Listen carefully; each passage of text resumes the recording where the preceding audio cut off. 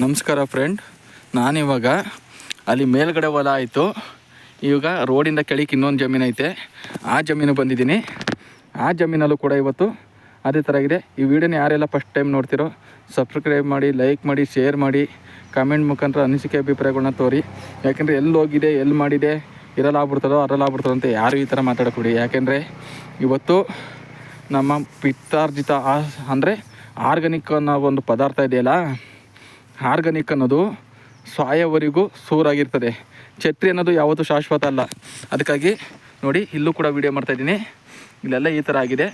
ಈ ಥರ ಆಗಿರೋಂಥದ್ದು ಏನಾಗುತ್ತೆ, ಇಡೀ ಶುಂಠಿನೇ ಒಂದೇ ದಪ್ಪ ತಿಂದು ಬರ್ರಂತ ತಿಂದು ಬಿಸಾಕ್ಬಿಡುತ್ತೆ. ಇದನ್ನು ಬೇಕಾದ್ರೆ ನೀವು ಯಾರು ಬೇಕಾದ್ರೂ ನಾನು ಹಾಕಿರೋಂಥ ನಂಬರ್ಗೆ ಚೆಕ್ ಮಾಡಿ ನೋಡ್ಬೋದು, ಕಾಲ್ ಮಾಡಿ ನೋಡ್ಬೋದು.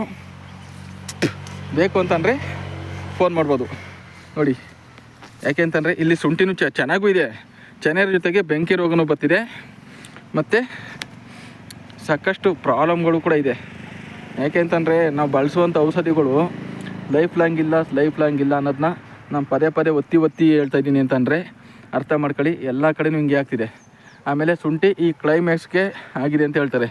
ಹಂಗೆ ವೈಟ್ಗೂ ಕೂಡ ಇದೆ, ಗಿಡ ವೈಟು ಕೂಡ ತಿರುಗ್ತೈತೆ, ಅದನ್ನೇ ತೋರ್ತಾಯಿದ್ದೀನಿ. ಸರಿಯಾ? ಬೆಂಕಿ ರೋಗನೂ ಕೂಡ ಇದೆ, ಜೊತೆಗೆ ಸೈಡ್ ಫಂಗಸ್ ಅಂತ ಅಂತಾರೆ, ಅದನ್ನು ಕೂಡ ಇದೆ. ಇಲ್ಲಿ ಅಡಿಕೆ ಸಸಿನ ನೆಟ್ಟವರ ಜೊತೆಗೆ ಎಲ್ಲ ಮಾಡಿದ್ದಾರೆ.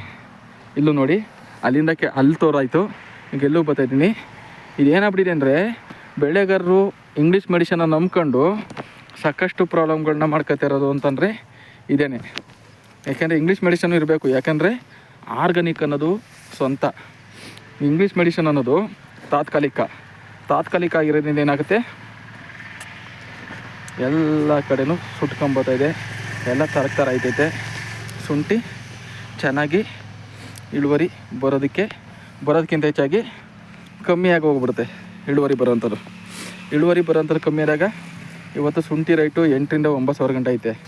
ಇವತ್ತು ಇಂಥ ಟೈಮ್ಗಳಲ್ಲಿ ಶುಂಠಿ ಹೋಯ್ತು ಅಂದಾಗ, ಹಾಕಿರೋಂಥ ಬೆಳೆಗೆ ಅವ್ರ ಕೈ ಸಿಕ್ಕಿಲ್ಲ ಅಂತ ಅಂದಾಗ ರೈತನ ಕತೆ ಏನು? ದಳ್ಳಾಳಿಗಳು ಬಿಟ್ಟಾಕಿ, ದಳ್ಳಾಳಿಗಳು ಅವ್ರು ಚೆನ್ನಾಗಿರೋದನ್ನ ಒಂದೇ ರೇಟ್ ಮಾರ್ತಾರೆ, ಚೆನ್ನಾಗಿಲ್ದಿರೋದನ್ನ ಒಂದೇ ರೇಟ್ ಮಾರ್ಕೋತಾರೆ, ಅವ್ರು ದುಡ್ಡು ಮಾಡ್ಕೋತಾರೆ. ಇಲ್ಲಿ ಬೆಳೆಯುವಂಥ ವ್ಯಕ್ತಿ ಅವ್ರ ಕತೆ ಏನಾಗಬೇಕು? ಇದನ್ನು ನೀವೇನಾರು ಯೋಚನೆ ಮಾಡಿದ್ದೀರಾ?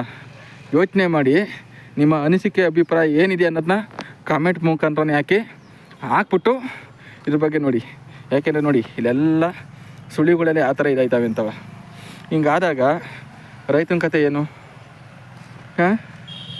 ನೋಡಿ, ಎಲ್ಲನೂ ನಾನು ಮಾಡ್ತಾಯಿದ್ದೀನಿ ಅಂತಂದರೆ ನಾವು ರೈತರನ್ನ ಹಾಳು ಮಾಡೋದಲ್ಲ, ಉದ್ಧಾರ ಮಾಡಬೇಕು. ದುಡ್ಡು ಸಿಕ್ಕತ್ತೆ ಅನ್ನೋದಕ್ಕೋಸ್ಕರ ನಾವೇನೋ ಮಾಡೋಕ್ಕೋರು ಏನೋ ಆಗುತ್ತೆ. ಅದರಿಂದಾಗಿ ಈ ಶುಂಠಿನ ಇಂಪ್ಲಿಮೆಂಟ್ ಮಾಡಬೇಕು, ಚೆನ್ನಾಗಿ ಇದು ಮಾಡಬೇಕು. ಅದ್ರ ಕಡೆಗೆ ನಮ್ಮ ಗಮನ ಇರೋವಂಥದ್ದು. ಯಾರೇನಾದ್ರು ತಿಳ್ಕೊಳ್ಳಿ, ತೊಂದರೆ ಇಲ್ಲ. ನೀವು ಸಪೋರ್ಟ್ ಮಾಡಿ ಬಿಡಿ, ತೊಂದರೆ ಇಲ್ಲ.